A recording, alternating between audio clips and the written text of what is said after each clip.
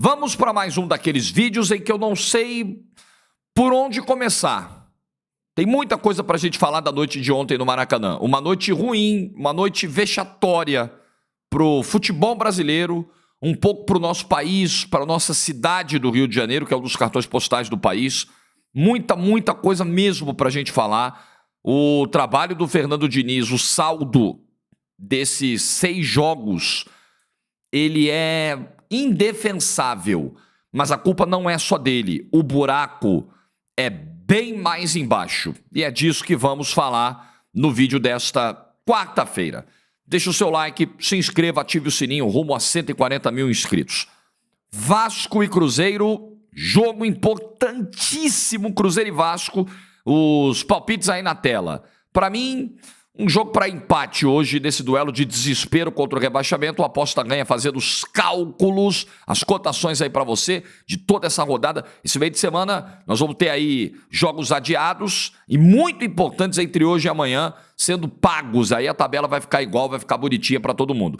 Like no vídeo você já deu. Então clica no link do primeiro comentário, que tem lá o link do Aposta Ganha, o meu link, para você se cadastrar, pegar seu bônus de boas-vindas e fazer a fezinha com responsabilidade do Brasileirão na reta final que volta hoje, ok? Primeiro comentário do vídeo, tá lá o link, é só clicar. Primeiro eu quero dizer para vocês, eu ontem narrei o jogo no YouTube da TNT Esportes.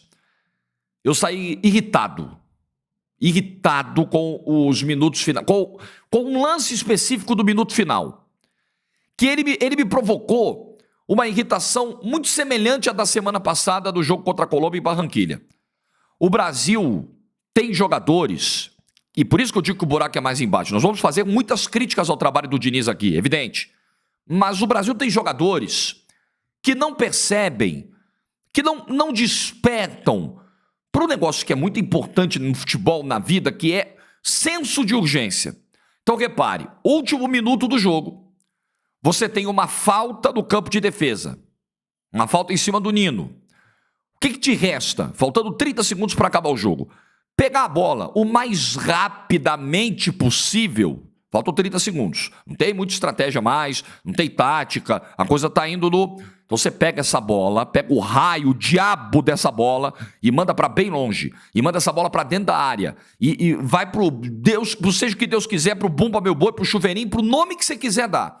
Aí o Douglas Luiz, olhando para ontem, olhando sabe-se lá para o quê, cochila na última bola que o Brasil tem no pé dele do jogo, deixa o Lautaro Martínez roubar, o Lautaro ainda vê o Alisson adiantado, quase faz um gol do meio campo por cobertura. Em Barranquilha, na semana passada, o Brasil tinha último minuto para circular a bola, foi até mais tempo. Ontem, quando o Douglas Luiz dá essa cochilada, que me irritou de vez, assim, que acabou com a minha paciência ontem na narração, faltavam 30 segundos, menos até de 30. Eu arredondei na narração, faltam 30, faltava até menos. Lá em Barranquilha, no lance de quinta-feira, faltava 1 minuto e 20.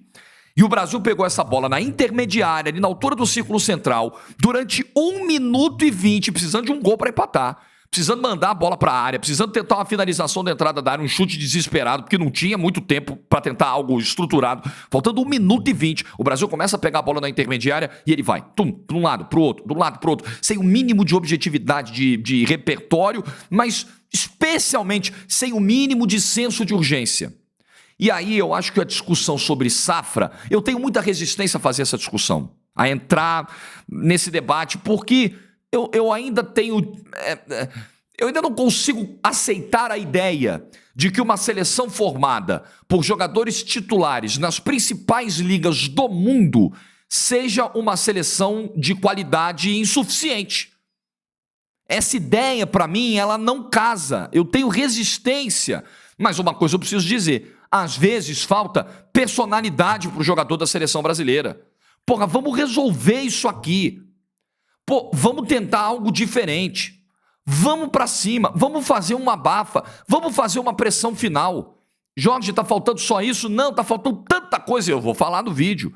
Mas isso também. E eu acho que esse comportamento do final do jogo, esse comportamento passivo, esse comportamento de final de jogo, de pouca entrega muitas vezes, esse comportamento de um time que se abate, de um time que é incapaz de fazer uma pressão, ele mostra muito da personalidade do jogador brasileiro em média atualmente. Isso me deixou uma imagem péssima e me deixou disposto a discutir sobre a safra do Brasil. E discussão sobre safra não pode ser tão rasa. Discussão sobre safra tem que englobar tudo. Tem que englobar talento, tem que englobar personalidade, tem que englobar o quanto o cara sente o momento de jogar na seleção brasileira, tudo. Eu estou aberto a discutir bastante sobre isso, de verdade, como nunca estive. Isso me despertou nessa data FIFA, demais. Time em campo, problemas do time.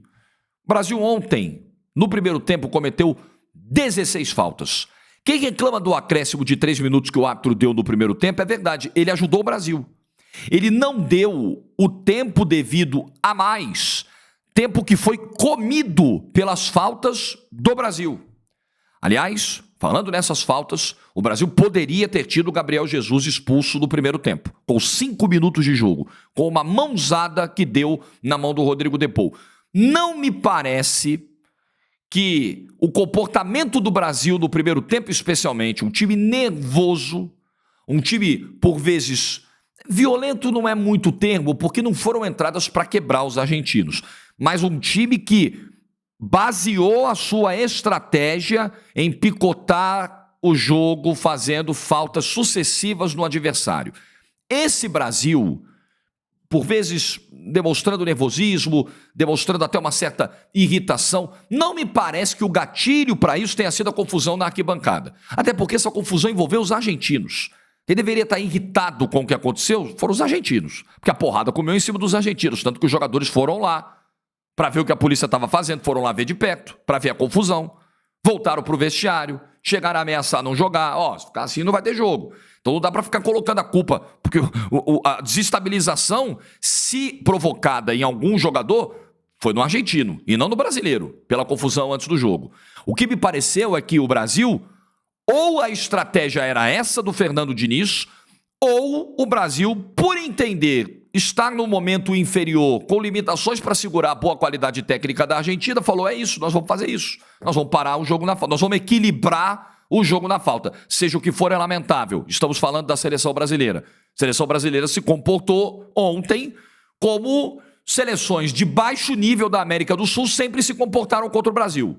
Parando o jogo, no primeiro tempo principalmente, parando o jogo na porrada, sem o mínimo de repertório, sem o mínimo de execução. De vez em quando rolava umas tabelas pelas laterais, rolava uma aproximação, muito lá pelo lado direito principalmente, com o Rafinha tentando.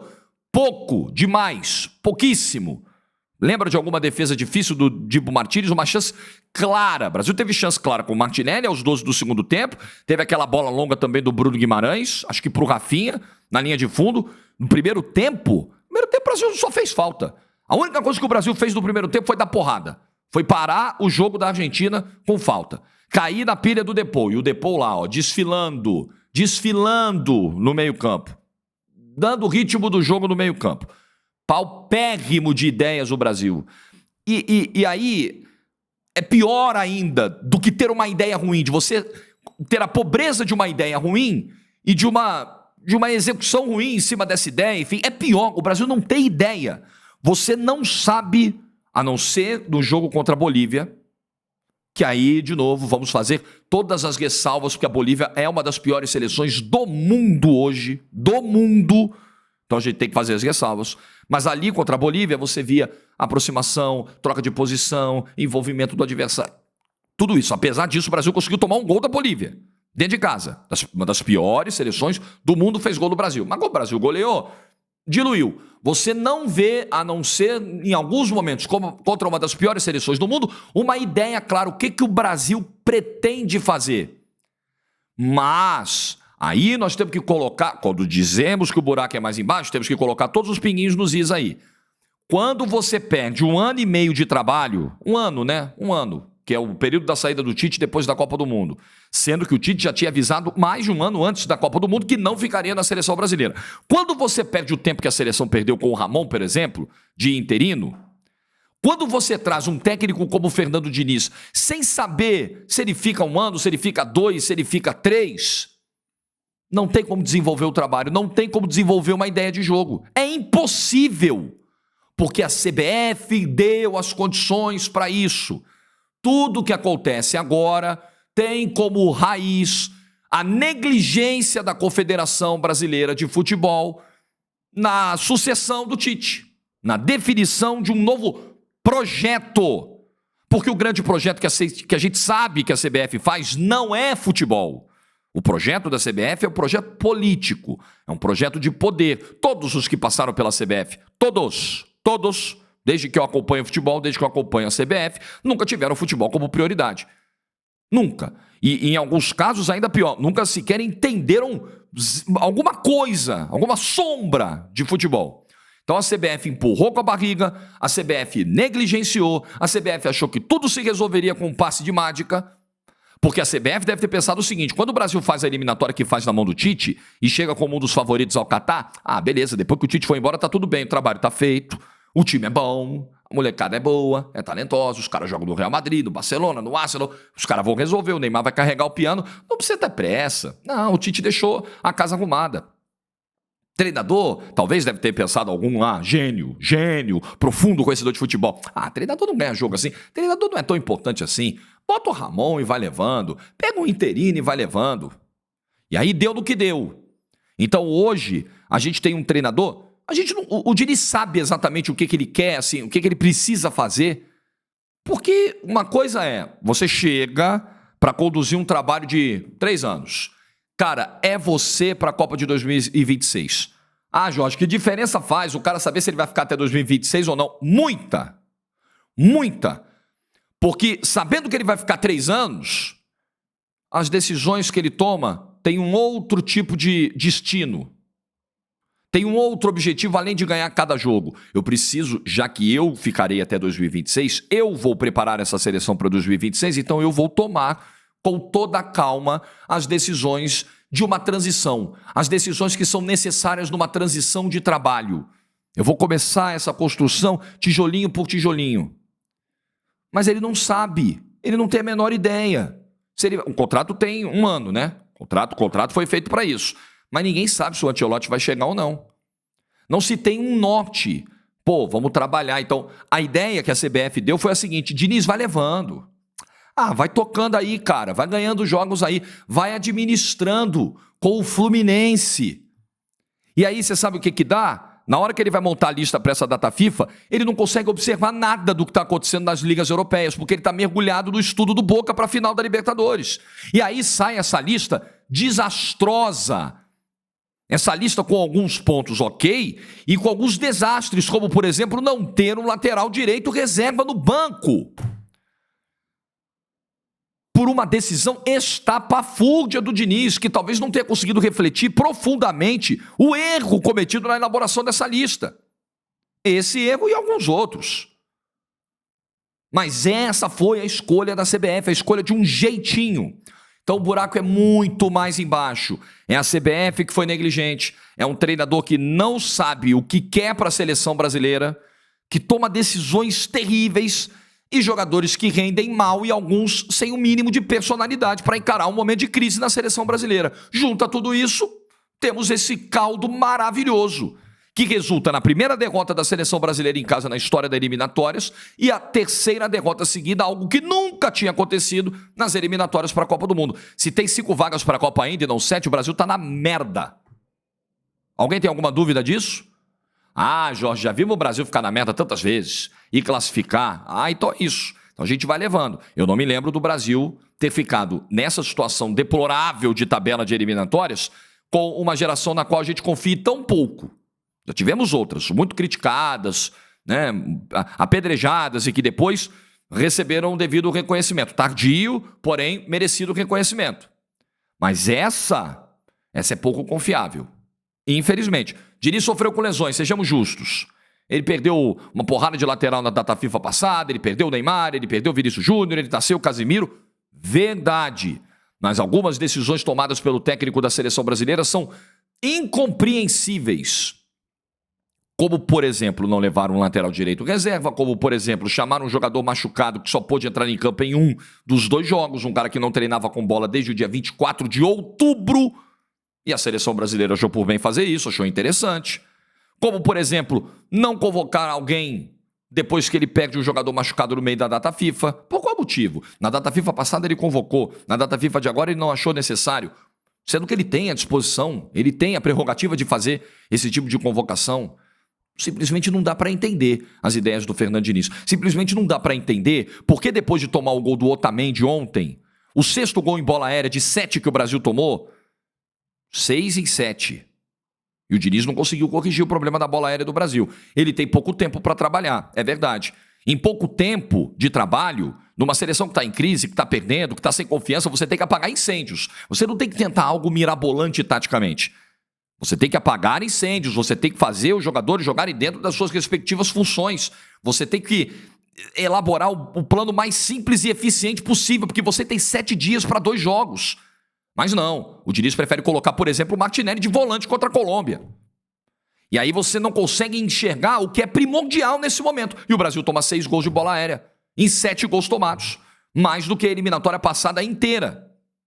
É uma loucura, mas é o trabalho do Diniz. Mas voltando ao jogo, ele toma o gol do Otamendi e 10 minutos depois ele faz a alteração da entrada do Endrick e da entrada do Joelinton, mudando um pouco a configuração do meio-campo, empurrando o André para a zaga, tentando alguma coisa. Mas ele tenta isso 10 minutos depois de tomar o gol.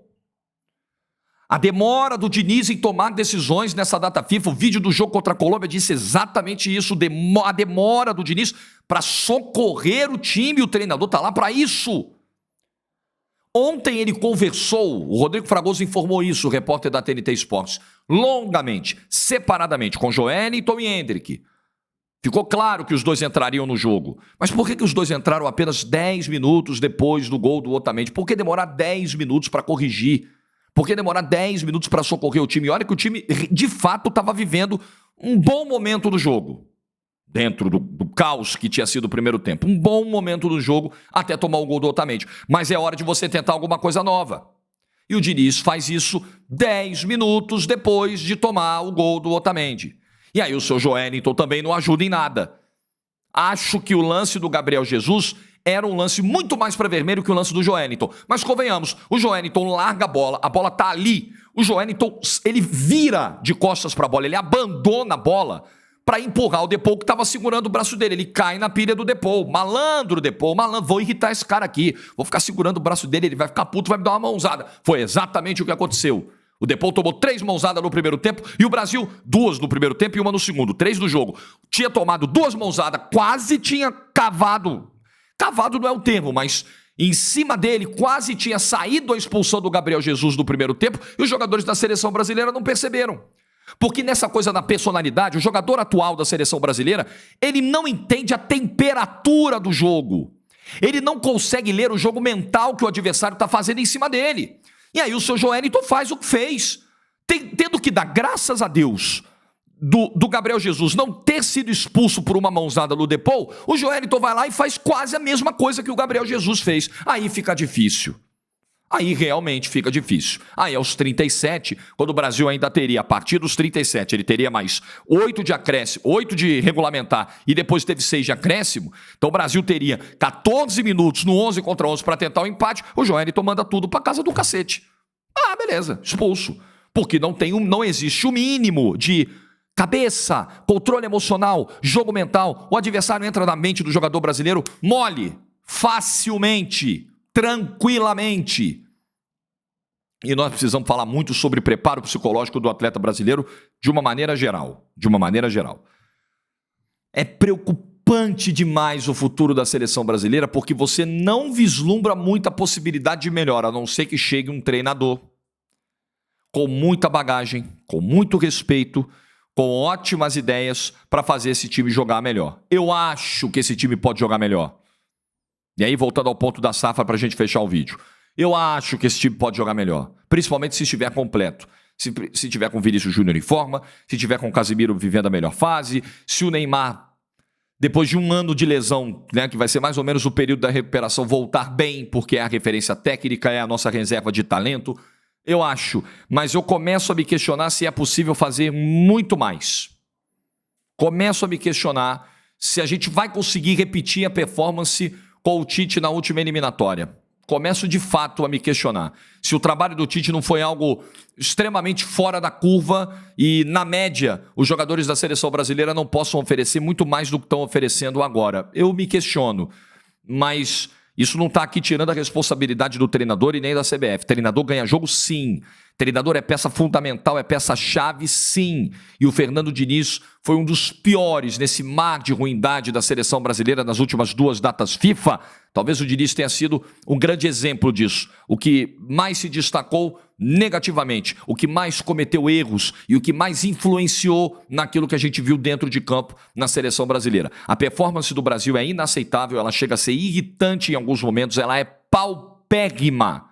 Paupérrima. O ano de 2023 do Brasil é para jogar praticamente não. Vamos falar na boa?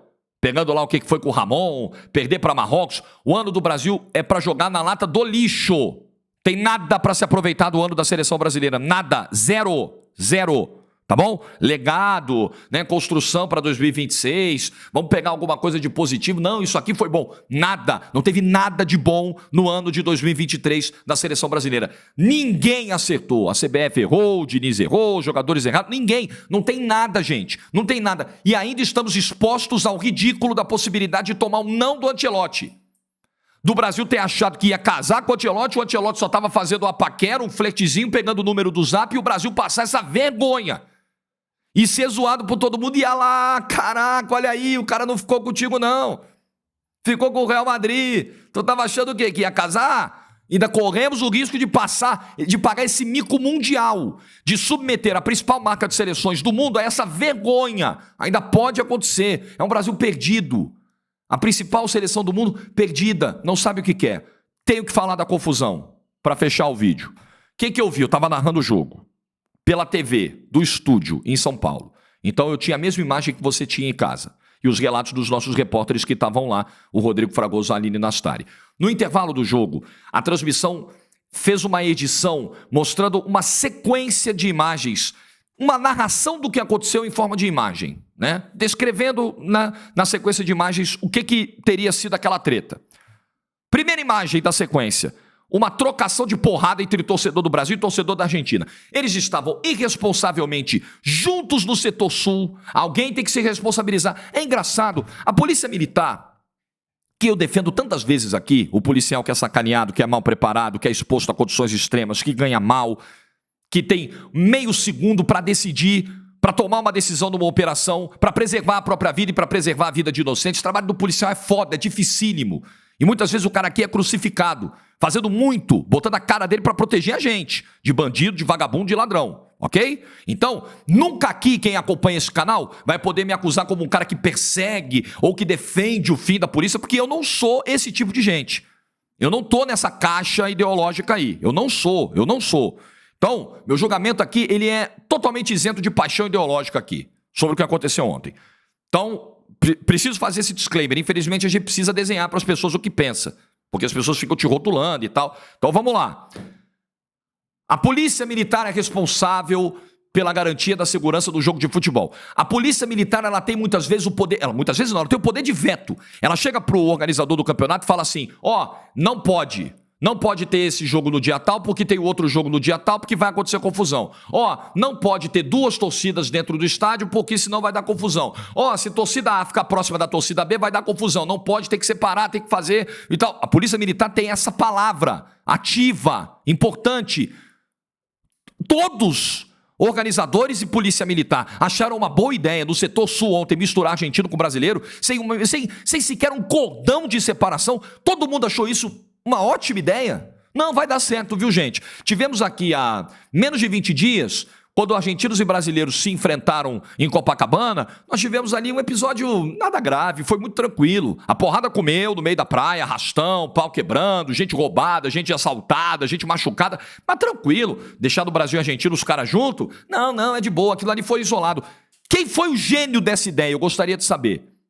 Me parece uma ideia que tem muito objetivo da arrecadação, porque no Maracanã, para você isolar uma torcida adversária, você tem que matar um setor de mais de 7 mil lugares inteiros, e nós não tínhamos 7 mil argentinos. Se fosse colocar a torcida argentina num único setor e somente ela nesse setor, você ia isolar quase 8 mil lugares para vender, sei lá, 1.000, 2.000 ingressos, geraria um prejuízo no organizador do campeonato. Então, não vamos do jogo, não vamos gerar um prejuízo, que se dane, tem que ocupar todos os espaços, tem que vender os 69 mil ingressos, mesmo que para isso a gente bote meia dúzia de argentinos no meio de 60 mil brasileiros. Foi o que eles fizeram, parabéns. Colocaram a vida dos argentinos em risco, dos brasileiros também. Aí, voltando à sequência de imagens, tá lá. Começa uma trocação argentinos e brasileiros. Quem começou, como começou, eu não sei. O que a primeira imagem mostrou foi brasileiro e argentino saindo no braço, se encarando, vambora. Aí começa a voar a cadeira de um lado e do outro, tá? Não estou inventando, eu estou descrevendo o que você viu na imagem que a Globo mostrou no intervalo ontem. Cadeira voando e os caras trocando. Aí vem a polícia militar. Opa, vamos acabar com essa putaria aí. Aí a polícia militar entra na arquibancada. E ela entra, sabe qual é a forma que ela encontra para conter o distúrbio? Baixar a porrada dos argentinos. E só dos argentinos. Então a polícia chega, tem uma briga entre brasileiros e argentinos, a polícia vem para acabar com a briga, dando porrada nos argentinos. Isso te parece lógico? Você tem duas partes brigando, aí você chega para conter o distúrbio. Você separa as duas partes e resolve bater em uma das duas partes, sem saber se essa parte que está apanhando foi a parte que começou. Foi a parte que deu origem ao conflito, sem saber nada. Você só chega dando porrada, e dando porrada só em argentino. Ah, mas é isso mesmo, tem que bater nos barra brava argentinos. Só tinha barra brava ali, tinha família ali, tinha mulher ali, tinha gente ali com o braço levantado, pedindo calma e tomando porrada da polícia militar. Você que do seu sofá, da sua rede social, do seu celularzinho bonitinho, chega e fala, é isso mesmo, tem que meter a porrada em argentino. Você não vai levantar a sua bunda daí para ir para Buenos Aires quando o time brasileiro jogar uma partida importante de Libertadores ou de Sul-Americana e começar a tomar porrada da PM. Aí você vai dizer, nossa, que truculência, olha como os brasileiros são tratados na Argentina, mas você aplaudiu quando fizeram isso com os caras aqui. Você aplaudiu. A polícia poderia ter chegado, se colocado no meio das duas torcidas, com o seu contingente, afastando. Se chega alguém meio valentão, dá um chega para lá do cara, prende o cara e resolve o conflito. Mas chegar baixando a porrada do jeito que baixou em gente que tava na confusão e gente que não tava, se for para baixar a porrada em quem tava brigando, por que a PM não baixou a porrada em brasileiro? Ah, o Jorge faz aqui uma defesa dos argentinos. O Jorge é daqueles vira-latas que torcem pro Messi. Porra nenhuma! Argentina e França na final da Copa, eu terminei o jogo puto, porque eu não queria ver a Argentina campeã. Eu só não sou trouxa, eu só não sou otário.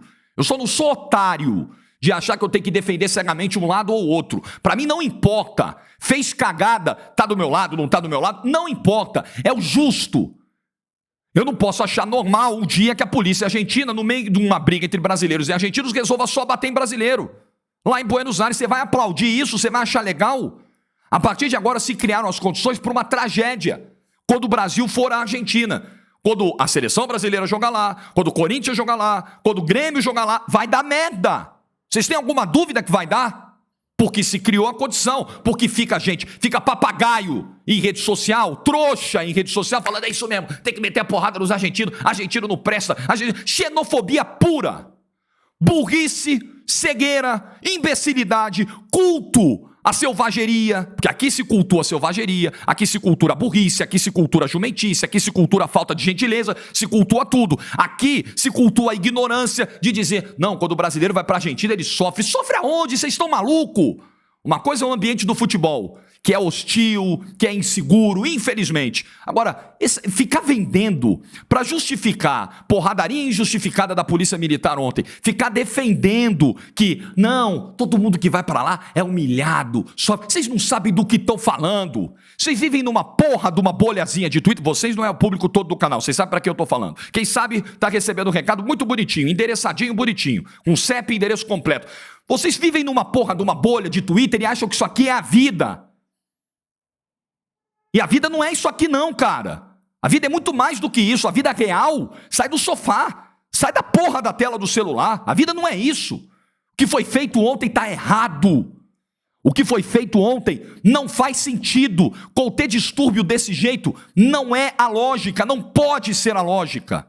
E para fechar, é impressionante a quantidade de imagens ruins que o Rio de Janeiro protagoniza e leva para o mundo. Você hoje tem uma sensação, eu tenho pelo menos, que nada do Rio de Janeiro vai dar certo. Qualquer tipo de evento, qualquer tipo de projeto, qualquer coisa grande que se pense, Rio de Janeiro vai dar errado. O Rio de Janeiro entrou numa espiral de tragédias.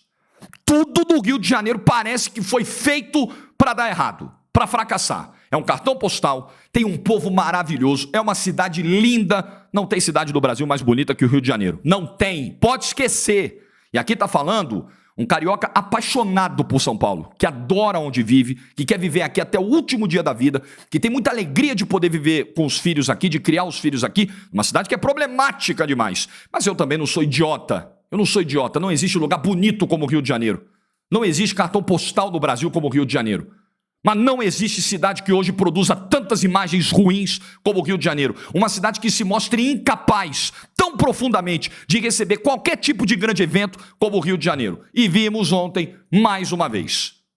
É uma tristeza para o Brasil ver o quadro que o Rio de Janeiro atravessa hoje. É uma tristeza para um povo que é tão sofrido, para um povo que tem que conviver com tráfico de drogas, com milícia, com bala perdida, com corrupção de parte das suas autoridades, parte, ainda bem que não todos, com ineficiência do poder público, com a degradação do patrimônio da cidade. É uma tristeza o carioca ter que viver com isso tudo. E o Brasil ter que exportar esse tipo de imagem para o mundo. Tudo o que aconteceu ontem foi lamentável, deplorável, e a porta está aberta para uma grande tragédia envolvendo torcedores brasileiros na Argentina, porque aqui a gente recebeu os caras assim.